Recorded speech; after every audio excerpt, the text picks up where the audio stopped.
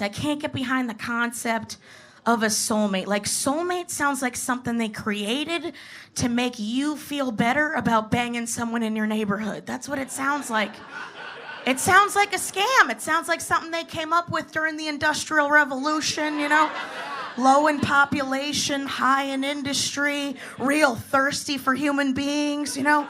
No, don't go out there looking for love. There's dysentery out there, okay? Don't go. We got all these cotton gins we got around, okay? We need to be out of these fucking farms, okay? We're bustling right now. We need fucking people. Don't go out there looking for love. No, fuck here. Fuck here. Chad's right here. Look at Chad. There's only one person. You're gonna miss out. He's right here. Fuck here. Make a family. It sounds desperate.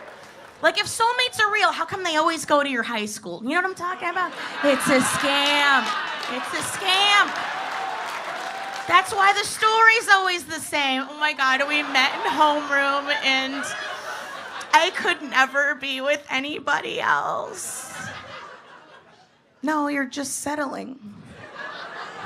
There's nothing wrong with it. You just don't have to act like something divine happened just because you said this dick'll do. Like, that's it.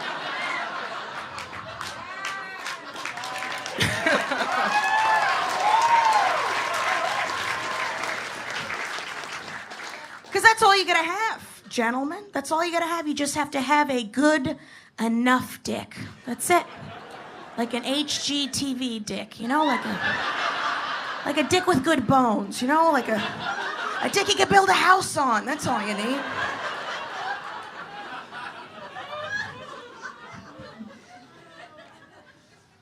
It also just doesn't make sense. The concept of soulmates doesn't make sense because there's just too many people. There's just too many people.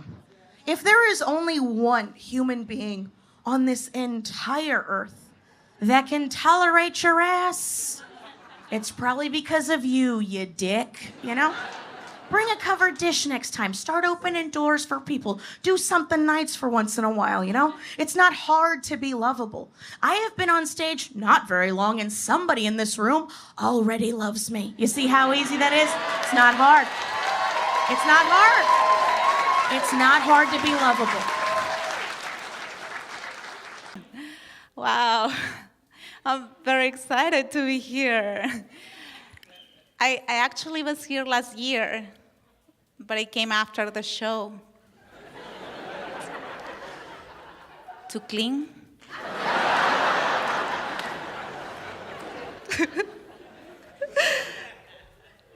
I'm from Peru, guys, but I came to America. Yeah, Peru?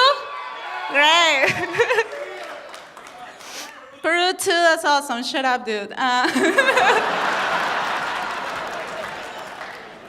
You know what? But I came to America the proper way, in the trunk of a car. Right? I've been living in California for 5 years now, and I love it here. Because it's like a big community, right? It doesn't matter where you're from. You can be from Colombia, from Peru, from Venezuela.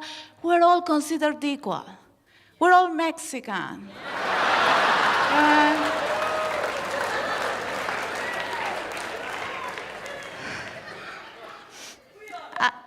I didn't want to bring up bad news, but I recently got divorced. Yeah.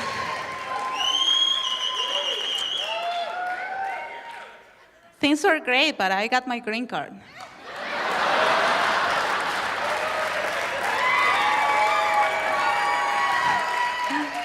So I just didn't need him anymore, right? I do want to get married again, and this time for the right reasons. Life insurance. That's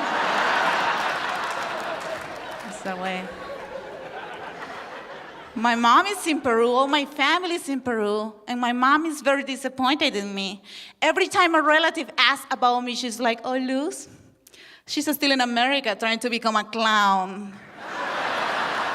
So I like her.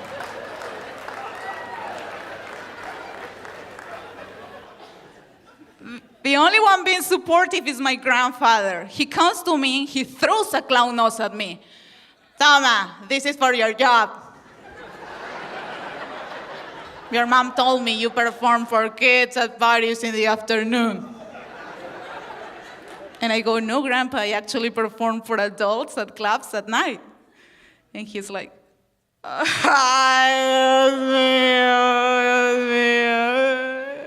a stripper. Oye, María Elena, tu hija es una puta.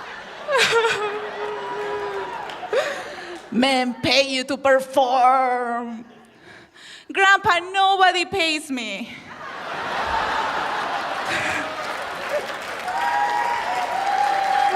Guys, I feel bad, right? And I have to explain a stand-up comedy to my grandfather, and he goes, oh, so you perform fully clothed? And I go, yeah. And he's like, I wouldn't pay for that shit either.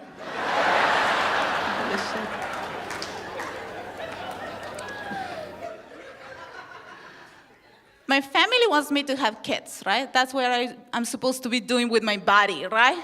Kids, like all my friends in Peru, I call them machine gun babies. They're always popping out kids, like, kid, right? We are not like you Americans, you know? Americans are very uptight. They plan things ahead, right? Bill and I are planning on getting pregnant by March. Right? Right? In my country, it's more like Carlos came home drunk again. Now I'm pregnant. Right? I don't know if I want to have kids in America, because cultural differences are very important. And what if I have a kid with a Caucasian man, and I'm trying to discipline my kids in public? You know what people are gonna say? Look, honey, the maid is beating those poor kids. I'm gonna beat the hell out of my kids, okay? I'm sorry, white people, but I grew up with a crazy mom, okay?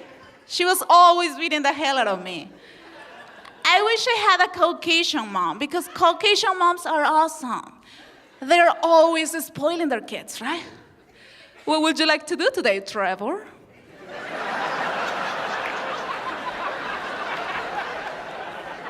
It looks like someone doesn't want a cookie. Huh?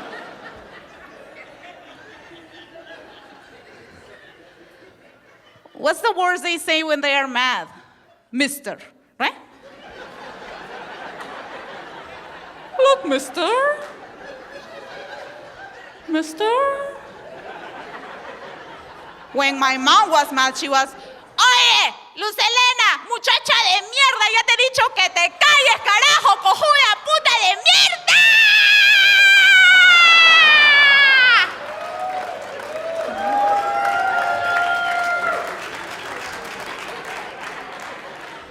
Which means mister.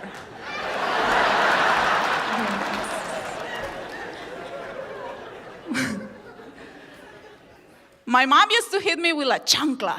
You guys know what a chancla? Chancla. He got it in the face, this guy. There is a really ugly guy in the front, flat face, chancla face, you know? You gotta be a smart dude, you know? Like my mom was like, cover your face. I still want you to get married. Mister, right? Kids in America have time out, right? Time out in your room, Trevor, right? Fuck you, Trevor, okay?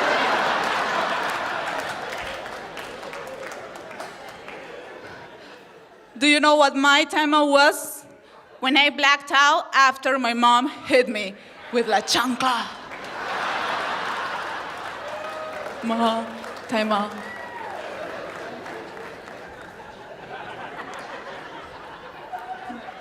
Guys, before I leave, I wanna say this. Back home in Peru, everybody still talks about the American dream, right? It's American dream. But nobody talks about the dark side of America. And I'm not talking about black people. Black people are awesome, okay?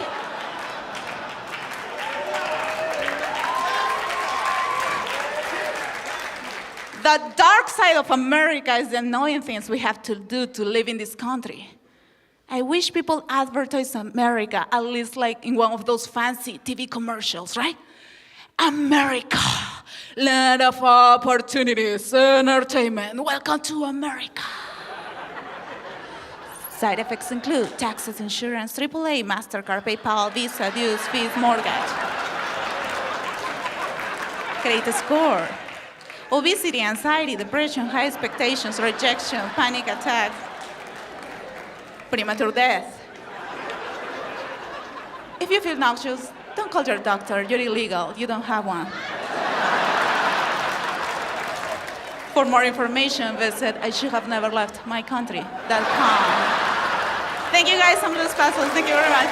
I think the subsect of single people I can't stand the most are the partner in crime people. Oh, good. You guys know. Beautiful. Go to any bar, any dating app, they're always the same. I just want a partner in crime. I just want like a PIC. I just want like a partner in crime. I just want like a babe by my side, you know? Like, I just want like a partner in crime. What crimes are you committing, you pussies? Because the people saying it are the most milquetoast, boring-ass people I have ever seen in my entire life. Ooh, ooh, ooh, you stealing Cliff Bars from Whole Foods, you badass? So edgy. Ooh, did you pocket a couple of butterscotch candies while you're at the grocery store? Ooh, criminal. The candy caper is striked again. Shut the fuck up. I think my problem is I am a criminal. Whether there is someone by my side or not.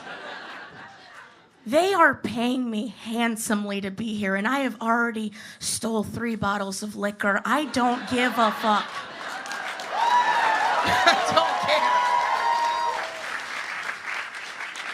care. And screw a partner in crime. I want an accomplice, you know? Yeah, I want a wheelman that keeps his mouth shut. I want a guy I can rip off American Express for 25 grand, but he remembered my birthday. I want a mobster from the 1950s is what I want. Can we dig one of those guys up? That's what I want. Like, yeah, sure, my husband's into embezzling, but if he fucks anybody else, I don't fucking know about it. It's called respect.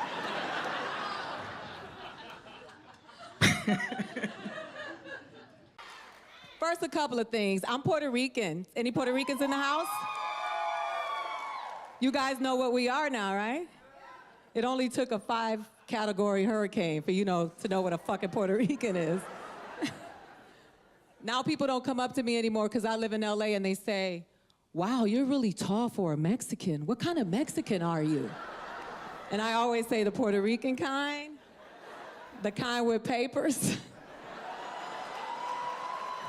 But we all know that papers don't mean anything anymore. The only papers that matter when it comes to Puerto Ricans are paper towels, right? Exactly. I was not mad at him for throwing them at my people. I was mad at my people for catching them, right? I was like, there were all those good baseball players and nobody threw that shit back and hit that motherfucker in the head. The hell is wrong? I don't hate Mexicans. Mexicans are my brothers and sisters. I love Mexican men. Yes. Mexican men have a lot of children and they have them all from the same woman, right? Puerto Rican men, not so much. They like to drop that shit off everywhere they go. That's why we have that Puerto Rican Day Parade, so we can find our brothers and sisters. I'm tired of the racism that's going on. I went to this convention, and every time I walked by, these white boys would chant at me, build that wall, build that wall. I was like, you motherfuckers, imagine if Native Americans would have done that to white people when they got here, right? Imagine if there was a border patrol of Native Americans and they would have stopped those boats and they'd be like, stop that shit. The fuck on out of here. Go back to Ireland, you rapists and alcoholics and criminals. And they'd be like, we don't speak English here, we speak Navajo. and they would chant, "Sink that ship, sink that ship. Come on, sink that ship." Exactly. I didn't want to make the white people feel uncomfortable, but I just wanted them to know what it feels like, you know. Just a little bit. Being Latina, I was always the translator in my family. I had to translate for everybody, right? But for my grandmother. And it's hard when you're a kid. You don't want to translate all the time. I used to translate for my grandmother at the store and at the mall, and it was cool. But I had to translate for that bitch at the doctor one time. And I had to tell my grandmother that she had an STD. So I told her her pussy was broken. I was like, "Se rompió, está rota la panocha, se rompió la chocha." I didn't know how to say syphilis in Spanish. I got in a lot of trouble, but not more than my grandfather. My grandfather, she shot him. I was like, "Abuela, what'd you do when you shot him?" She was like, "Nothing. Cheaters don't get to go to the hospital." She said, "If he lives, that means Jesus forgave him." Bueno. I enjoy the privilege of my friends. I was talking to one of my white girlfriends, and she just told me, "Oh, hey, my grandmother died, and she only left us $17,000 each." I was like, "Bitch, my grandmother died and left us diabetes." And she was like, "Well, my cousin took all her money and wasted it on drugs." And I was like, "Hey, what kind of drugs?" And she was like, "Cocaine." And I was like, "What kind of cocaine?" And she said, "Crack." I was like, "Word? You got a crackhead in your family?" And she was like, "Let me stop you right now. That's my cousin Angie, and we don't call her a crackhead. She is an addict." I said, "Oh, yeah? Well, my Uncle Raymond stole a painting out of my grandmother's house, jumped off of a balcony, ran down the street without injury, and sold it for a crack rock." Right? He's an art curator, an acrobat, and apparently a very good salesman. I want to talk about the diaspora, because right now there's a lot of division between Latinos and black people, and a lot of Latinos are black people, and we don't know. So Puerto Ricans are just black people who speak Spanish. All it means is the boat stopped a little early. We don't know our history. And I remember growing up in my neighborhood back home, and an African-American black girl said to me, "You think you cute because you light-skinned and got good hair?" And I was like, "I'm light-skinned and I got good hair? I'm rolling with these bitches." She was like, "You know, if we were in slavery, you'd be in the house." And I was like, "You know, if we were in slavery, we'd be in slavery. What the fuck does my location matter? I'd rather be out in the field with LeBron James, right? Than in the house getting fucked by the Quaker Oats man." Yeah. I've been carrying that around for years. Quickly, I want to talk about men, because I really, really am tired of some of your antics. And I think as the lady on the show, I am here to represent you, and I have to speak up for us. I have some jokes. Thank you. I have some jokes about gay people, and this gay dude came up to me after one of my shows and said, "You're really homophobic. You have no idea how hard it is." I said, "Sir, I have a vagina. I always know how hard it is." Right? Am I lying, ladies? Everywhere we go, they offer us dick as a solution, right? I had a headache. My guy friend was like, "You know what you need, girl? You need some dick." I said, "No, I need some Motrin. Dick is what gave me the headache, but thank you, asshole."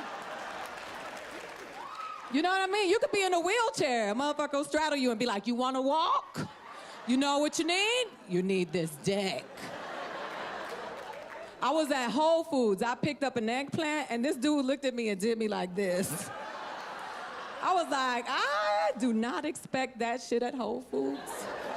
That is some Trader Joe's shit. I did not pay $13 for some grapes to get sexually assaulted, asshole. So I don't think men should be born with dicks. I think they should have to earn them like driver's licenses. right? And there's a criteria they should meet before they get their dicks. Like, they should learn how to read, right? They should get their driver's license. They need to get some therapy. They gotta play in them balls at Chuck E. Cheese for a little while so they can learn how to play with their own balls. And listen, I'm a believer in higher education, right? So if you get a degree, you get a bigger dick, right? If you get a master's, you get a couple more inches. If you get a PhD, they won't call you Dr. Dick for nothing. But if you got a GED, you're gonna have a 2-inch dick for the rest of your life. Cause a big dick and a low IQ don't never do nothing good in life. And you guys are just so sexist. You're sexist. I'm going in on you. Listen, ladies, make them feel uncomfortable. Tell them how ugly they are every day. Tell them they're looking old. You need to lose some weight. You need some Botox. Here's a real fun exercise. When they go to sleep, put a pillow over their face and hold it till they start kicking. Right? Don't kill him, but just let him know that you will so that he can sleep like that all the time. He's always worried and you in that head. And keep your game face on, lady. Walk around the house and be like, yeah, boy, we going to bed early tonight? Hey. Because you guys are sexist and you say sexist things, and I'm a feminist. And yes, I'm a Puerto Rican, Latina, Afro-Latina feminist, and I bang for my ladies everywhere I go. And I'll tell you, you say sexist shit like you're such a bitch, your period must be on. Maybe she's just mad you woke up this morning, right? She turned that sleep apnea machine off and your big neck ass woke up, but she's like, oh, fuck, this motherfucker woke up today. Yes, you don't know how to mop a floor, you don't know how to wash dishes, you touch your little rusty, crusty balls and then touch us without washing your hands. And that's so disrespectful. Every last one of you, your balls only smell good to you. So get a little fanny pack with some antibacterial in that bitch before you touch us. We got on lotions that cost $35 that come out of these containers, and here you come with those rusty, crusty ball hands. Every single one of you have touched your balls at some point this evening. This room smells weird because there are balls in here. Every last one of you. You know it. Every last one of you have touched your balls tonight. I don't even shake dudes' hands anymore. I'm like, yo, dap me up, dog. Dap me up. Don't touch me. They're always trying to make women feel dirty. Every other commercial, Summer's Eve, Massengill. Where the fuck is the ball scrub? They need a whole aisle in Target of ball scrub. They need Summer's Eve with bleach ball scrub. They need Massengill with degreaser ammonia combo ball scrub. My name is Aida Margarita Paradas Rodriguez. Thank you. That's our show. Have a good night. I feel like bitches always find me. I've always had bitches in my life. Just always bitches. You always remember the first bitches you ever encounter, right? I remember my first bitches. I was in 5th grade. And I was on the playground with my besties, Nikki, and the Christinas, Cristina Gonzalez and Cristina Salazar. And in 5th grade, you know, they were super cute and little and wore little short shorts and little spaghetti straps. And in 5th grade, this was my body already, so I couldn't wear spaghetti straps. I needed more coverage, so I wore like lasagna straps, if you will, just to cover it up. And we're on the playground, right? And then the bitches of the school, the 2 bitches of the school, Leslie Mancias and Sofia Escamilla, come up to us. And for no reason, Leslie calls me fat, and then her and Sofia start laughing. And at the time, I knew I was fat. I just didn't think anyone else knew, you know? I was like, what? Okay, we're talking about this. Right? Luckily for me, I was watching a lot of Russell Simmons' Def Comedy Jam at the time. Y'all know that show? Yeah, if you don't know that show was just 90% humiliating someone in the audience, right? They would come out and just pick someone and be like, you look like shit. You smell like shit. I bet you have a little dick. I bet you suck a lot of dick. I bet your dick smells like shit. Those are real jokes from that show. And unlike y'all, that audience would lose it. They were like standing ovation. The person in the front row would run out the building, do a lap, come back and sit down. The person sitting next to the person being made fun of is like, oh my God, his dick does smell like shit. It was awesome. And I would watch that as a kid and I was like, I want to do that. I want to say something mean about someone and I want to be praised like a god. So when Leslie called me fat, I was like, okay, bitch. Here's my Def Comedy Jam moment. So I came hard, you know, maybe a little too hard for a fifth grader, some would say. I was like, shut up, Sophia. I may be fat, but at least I don't have a mole on my face that looks like a piece of shit.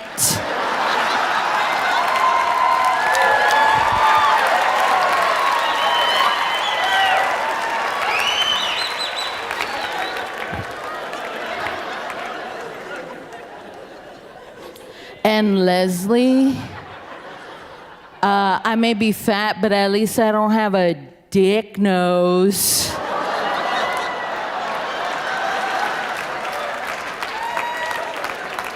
Nobody high-fived me. None of us knew what a dick was. We just knew it was bad, right? We knew Leslie's nose was kind of weird, and it was like, whoa, you went too far. So of course Leslie starts bawling. Sophia's trying to console her friend while covering her mole. She's like, shit, you can't call anyone fat anymore or what? So, of course, Leslie tells the teacher tells the principal calls my mom. Now, my mom watches a lot of crime shows. You know, Law and Order Regular, Law and Order Special Victims Unit, all right? That's her news, you know? That's what she watches for the news. So she always thinks there's a crime going on. She doesn't trust anybody, right? There could be a man walking his dog across the street and she's like, no, everybody get down, lock the door. Lock the door, turn off the lights. Because my intuition is telling me right now that that man just stole that dog from a woman he just sexually assaulted. And now he's using the little dog to smuggle black tar heroin in the little dog butt. Oh, you don't think you could smuggle black tar heroin in a little dog butt? You don't watch the news like I do. A little cheese whiz could go a long way.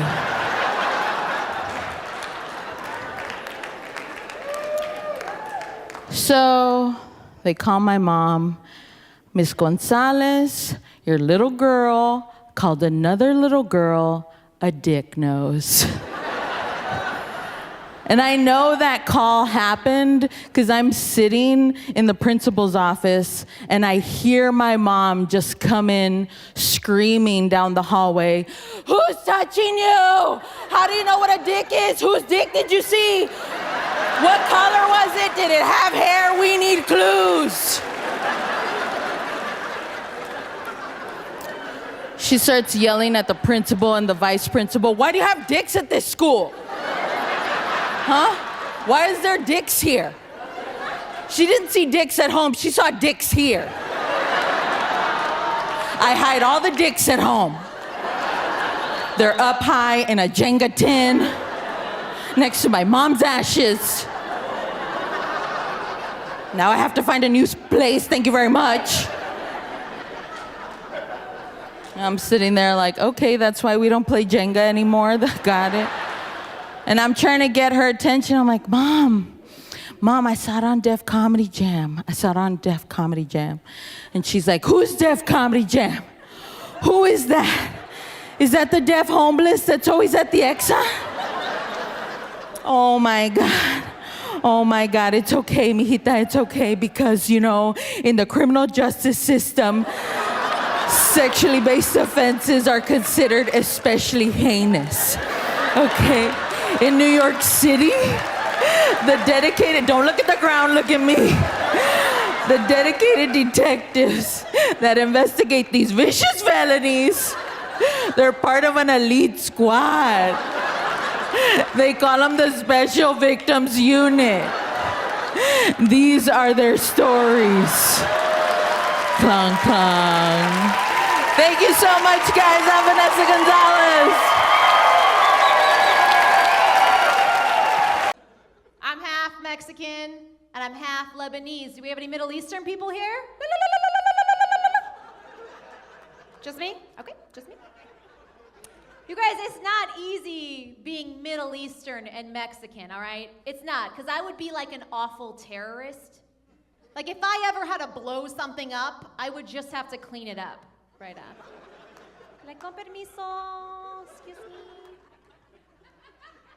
I only tell that joke because my mom hates it. She's the Mexican side. She's like, Mija, that's not true. I'm like, you're fucking sweeping right now, Mom. And even if I didn't want to do it, like, even if I didn't want to be a terrorist, my Mexican side's like, man, fuck it, it's a job, right? My Mexican side's a cholo. I realize that you can tell a lot about a person by just reading their quotes on Facebook, right? Like, this is the shit that people live by. I'll give you an example. My friend Tara, her quote on Facebook is, just live your life like no one's watching. She's super white. Just live your life like no one's watching. And she is such a whore, you guys. Like the biggest hoe bag. She's living her life like nobody is watching her. Isn't that when we're the shittiest people? When no one, I'm disgusting. When no one's watching me, I'll just go and I'll pick my boogers. And I like to roll them. The hard ones. Because the soft ones are like, those I just stick on my nightstand. But the hard ones, you guys, the hard ones I like to flick in a spot in which only I know it lands. And then I just watch my roommate walk upon it. My roommate heard me tell that joke, and she's like, oh my God, Jessica, do you seriously do that? Because that's disgusting. And I was like, no, Tara. But you're a whore. I needed to know. I grew up in Las Vegas. Don't worry, I'm not a whore anymore. I got that out. Woo! I used to go to the clubs, though. Like, I thought I was, like, the coolest person. I used to go to these clubs, but I always thought it was so weird for like the guys, right? There's so many dudes that can't get into the club. Like there could be like one guy and he can have like 86 females with him, but getting that guy in the club is like watching a scene from Argo, right? Like everyone's just sweating. They're like, we're just never gonna get him in. He's not gonna make it, right? But when you get him in, like you guys feel cool when you get in the club, right? There's like a smoke machine going. There's strobe lights on you. They got your song playing. She got them apple bottom jeans, boots with the fur. That was the last time I was in the club, you guys. You guys are like, that's a hella old song. I know, all right? But it's cool, right? They make you feel super cool until the lights turn on, right? Then there's a chick just straight pissing in the corner. She's like, she's still dancing, boots with the fur. It's disgusting. And there's always like one person that like just should have stayed home that night. You know what I mean? Like it's not that serious. And it's always a chick and she's in the corner with like crutches. And she has a cast that she has now bedazzled for the evening. She's like, fuck it. I'm going out tonight. Her name's Tara. I know. My boyfriend and I, we're in a really good, we're in a good space right now. We're super comfortable where we each just keep gaining weight. Do you know what I mean? Like, he's like, is this okay? I'm like, is this okay? He's like, is this okay? I just feel like one day I'm gonna be like, is this okay? Just fucking. My voice is gonna change. But he snores, and it bothers me so much. Like, those of you that snore out there, just do us a favor and turn the fuck over. Just turn, that's all you have to do, just turn your bodies. Because people that snore, like, insist upon laying on their backs. They just want to share the most annoying quality about themselves for 9 fucking, like, turn your body, you know, and then you try to wake someone up that snores, right? You try to do it like all like, oh, you're snoring, oh. I'm just not sleeping at all, oh. Try to wake them up. But then people that snore can fall asleep faster than anyone ever, right? They look at you, they're like, oh, sorry. I'm like, like, we just made eye contact. How are you snoring? I don't know. I miss being single, because when you're single, you actually get to shower alone, right? Because when a guy just hears the water turn on, he thinks it's an invitation to get in. It's not, right? Like, a guy can be downstairs and we're upstairs, he hears the water, he's like, oh, I guess I gotta go shower. I'm like, no, like, I turned it on, right? Because ladies, we have things that we have to do, right? And we don't do that when they get in the shower, because they get in the shower and all of a sudden we start to act like we're in some sort of weird Sports Illustrated waterfall photo shoot. Just like a lot of lathering for no reason. And guys always fall for it too. They're like, oh my God, babe, you look so hot. And we're like, stop it. I'm just showering. This is how I shower. The thing is that when they get out, we look a little more like this.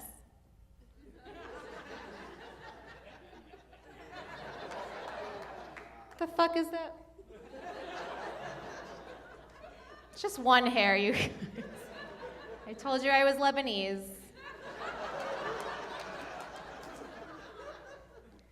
But guys, this is for you, all right? All women want is one thing, okay? We just want a man to love us the way he loves his favorite sports team, right? Because men, they're so loyal and committed to their teams. Like, that's what we want, right? Like, are there any guys in here that love a certain team? Crazy about it? Who do you like? Who are you cheering for? The Dodgers? See that? You hear that, ladies? No one cheers for us that way. They're like, woo, Dodgers! So when the Dodgers don't do well, do you just go and switch to another team, or? No. All I'm saying, you guys, is that if I get fat, and I will, I want my guy to be like, yeah, Jessica, she's not doing so well this season, right? But did you see her in 2010? Because she was like, all right, thank you guys so much. A little bit about me. I just started dating a DJ. Thank you, which is really exciting for me, just because I've never been cheated on before. Looking really forward to it. No. He does have like the body of an Adonis, though, you know, of like an Orth Adonis. No, he's he's a really sweet guy. Like, on our second date, he brought me flowers, and he was like, "Look, I don't have a lot of money. I just wanted to show you that I care." And I was like, "Oh my God." I'm like, "You don't have to spend money on me to show me that you care. If you want to show me that you care, like, just let me go through your phone." That is all I want. The key to my heart is the passcode to your phone. He was like, the key to my heart is anal. I was like, love is a lie. So I'm not doing that anymore. I'm trying to date more now, you know? So I was asking one of my guy friends for advice. I was like, what do guys look for in a girl? And he's like, guys like girls who are old-fashioned. I was like, okay, so like full bush? Because if so, you guys check front and back. Don't worry, keep it neat, keep it braided. I don't know if you guys can tell, I do have a lisp. I went through years of speech therapy. This was the best that they could get it. But when I was a little girl, I used to pronounce the word chocolate as cocklet, which is awful when you're a little girl who loves cocklet. You can't be in the grocery store tugging on your dad's pant leg, begging for him to give up the cocklet. You know.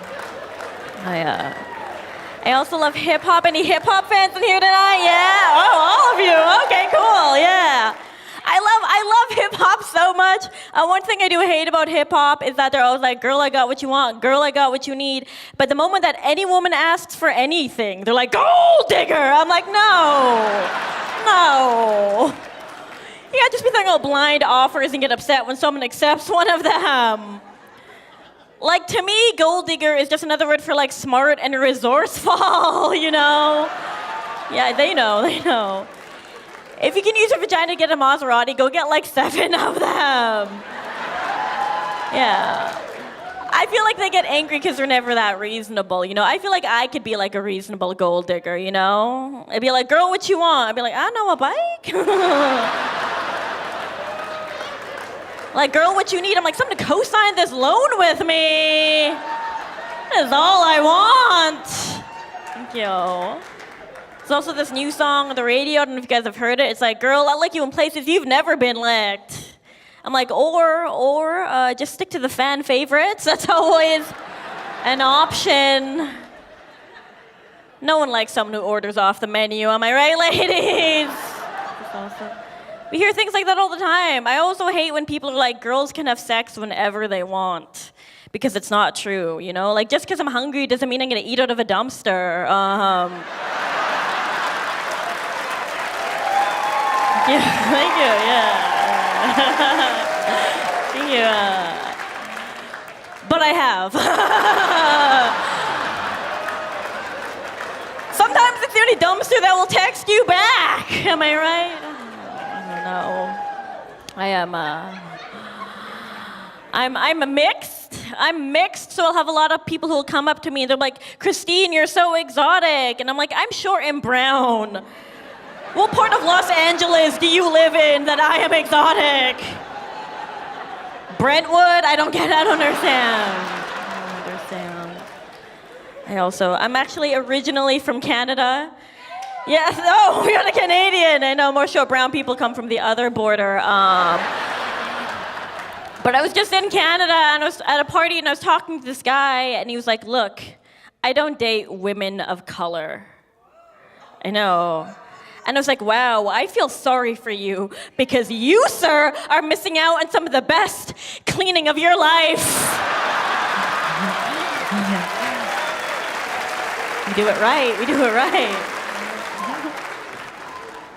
He kept trying to talk to me, and he was like, what do you do? And I'm like, I do stand-up. He was like, oh, a starving artist.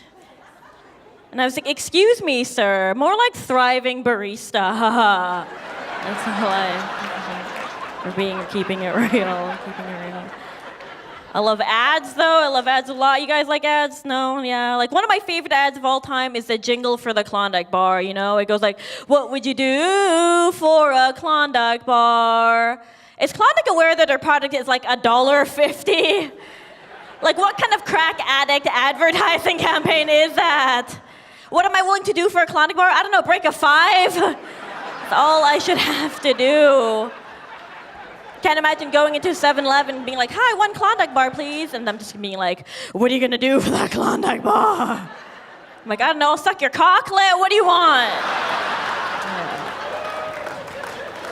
One of my favorite shows of all time, though, is probably House of Cards. You guys House of Cards fans? Yeah. Yeah, it's a little too real now, but I love it. I was trying to get my grandma into it. She had never seen it, so I started in season 1. And there's this one scene in season 1 when Kevin Spacey goes down on Kate Mara. I'm like, yeah, oh yeah. And my grandma just turned to me and she was like, "What is he doing to her?" And I was just like, oh my God, you guys. No one's ever gone down on my grandma! That is so sad. If anyone deserves it, it's her. She's had like 10 kids. I'm like, someone please go down on my grandma. That means that anytime someone's going down on me, I'm like, this is for you, grandma!